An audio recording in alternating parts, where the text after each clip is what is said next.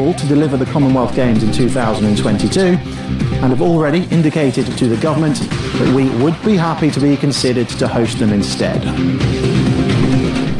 So Liverpool don't seem to be that worried about the cost of hosting the Games. Let's bring in Kieran Maguire now. He's a lecturer in sports finance at Liverpool University and joins us now live. Kieran, very good to speak to you this evening. So we've seen Durban pull out, Canada's withdrawn, and we've just heard as well from Budapest that the costs of hosting multi-sport events like Commonwealth Games and the Olympics, it's simply not justifiable. So why would Liverpool even consider hosting the Commonwealth Games? I think Liverpool is in a slightly different situation to some of those other cities. And the reason for this is realistically for a tournament such as the Commonwealth Games, you need to be able to provide a velodrome, an Olympic-sized swimming pool and an athletic stadium. Now, Everton Football Club are currently searching for a new stadium. And in a way, it will benefit Liverpool to host the 2022 facilities because that will enable them to work hand in hand with Everton. And give some form of legacy benefit should they be awarded the 2022 games, and they can move on from there. So do you believe there'd be a public appetite then amongst the residents of Liverpool to fulfil all the venues?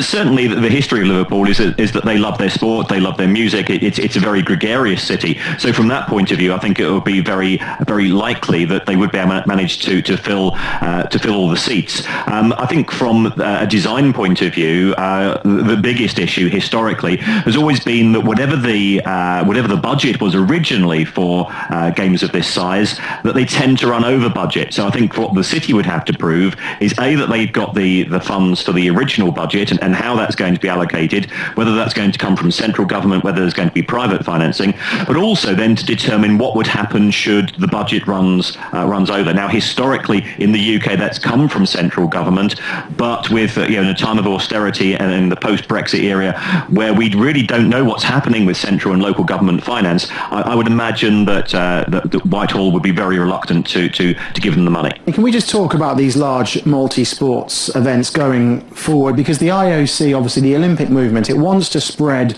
the games all over the world, but in the current climate, do you think that is realistic at the moment, or are we only going to end up seeing certain particular rich countries hosting these multi-sports events in the future?